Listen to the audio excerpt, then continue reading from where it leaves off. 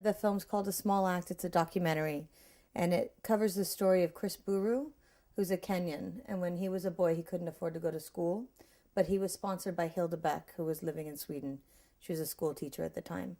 And she just donated a small amount of money to a Help a Needy Child campaign, a campaign also started by another Swede. And she totally forgot about it. But 25 years later, Chris decided to find her and he wanted to thank her. And he wanted to thank her by starting a new scholarship program that he would dedicate to her. She was able to keep him in primary school, and he became a human rights lawyer, and he's dedicated his life to fighting genocide. And he had no idea, but she wasn't Swedish. She was a German Jew who escaped the Holocaust and ended up in Sweden. Story is that it's someone who decided to give back after receiving something. So, and in a very personal and small way, I think people don't understand that small actions might actually have a big impact. I, for one, before I started the film, felt very overwhelmed.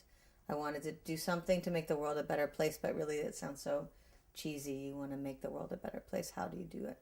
But then in this film, it's just this little thing. So I'm glad that something small can make a difference. When we premiered at Sundance, the response was unlike anything I could have imagined, because we got a lot of standing ovations and the film was received very well, and that was the thing that I had felt nervous about. But then audience members, like regular people, stood up after the screenings and they started handing cash and handing checks to me and Hilda and Chris.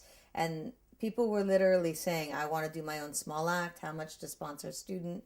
So Sundance is 10 days long, and we got $90,000 in donations to the Hilda Beck Education Fund. I don't know what that is in Swedish money, but it's a lot.